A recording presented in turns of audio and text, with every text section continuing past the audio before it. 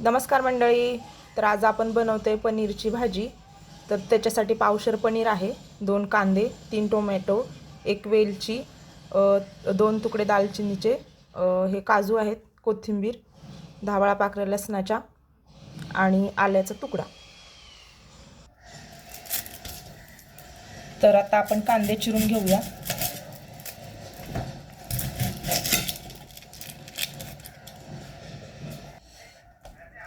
तर मी कांदे असे उभे चिरून घेतलेले आहेत. आता टोमॅटो पण आपण असे चिरून घेऊया.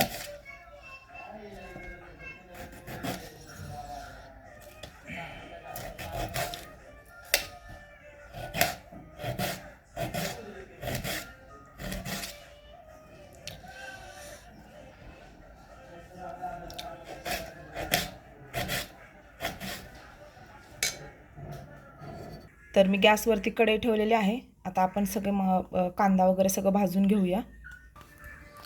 तर सगळ्यात आधी वेलची आणि दालचिनी आपल्याला भाजून घ्यायची आहे.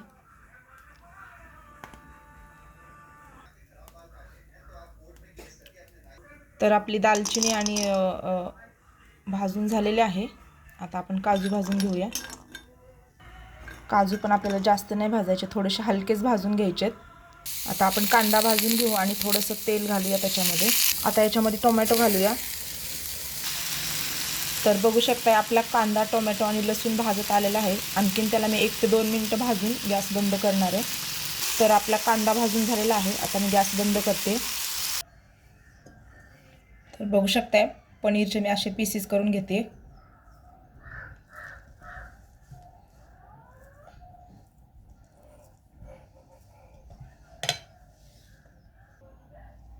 याला आता आपण धुवून घेऊया.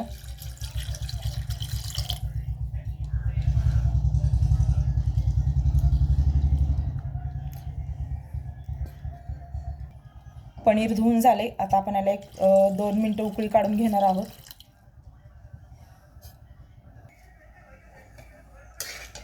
तर आता आपण पेस्ट करून घेऊ याची. तर माझ्याकडं तर क्रीमच्या ऐवजी मी 2 चमचे दुधावरची साय घातलेली आहे. तर मसाला भाजलेली मी तीच कढई घेतलेली आहे. त्याच्यामध्येच आपण आता भाजी करून घेऊया. तर कढई ठेवले तापायला, त्याच्यामध्ये 2 माप तेल घालूया. तर हे आपलं 2 माप तेल घातलेलं आहे. तर आता आपण याच्यामध्ये जिरं घालूया. जिरा आणि तेजपत्ता. तर हळद, तिखट, वाटलेला मसाला घालूया. तर बघू शकता मसाला घातले मी कढईमध्ये.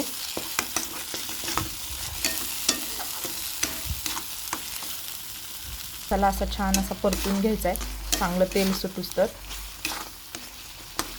बघू शकता तर मसाल्याचा वास असा घरभर छान सुटलेला आहे. तर तुम्ही पण नक्की करून बघा. साधी आणि सिंपल आहे पनीरची भाजी. कारण की पनीरची भाजी म्हणलं की वाटतं चांगली होती का नाही, आपल्याला जमेल की नाही असं वाटतं. पण नक्की करून बघा. तर इथं मी पनीरला 2 ते 3 मिनिटं उकळी घेतलेली आहे. तर बघू शकता आपला पनीरचा मसाला छान असा तयार झालेला आहे. याच्यामध्ये आपण आता पनीरचे पीस घालूया. आणखीन 1 ते 2 मिनिटं मसाला छान असा परतून घेऊ. याच्यामध्ये आता पनीर घालूया. पनीरला असं हलक्या हाताने मिक्स करून घेऊ.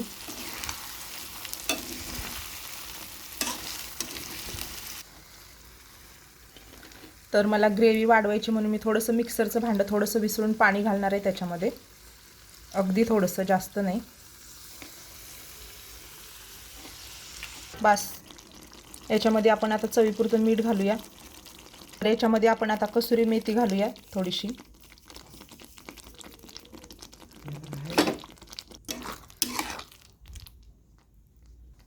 आणि आता वरून थोडीशी चिरलेली कोथिंबीर घालूया. तर आपली पनीरची भाजी झालेली आहे तयार. तर तुम्ही पण या खायला.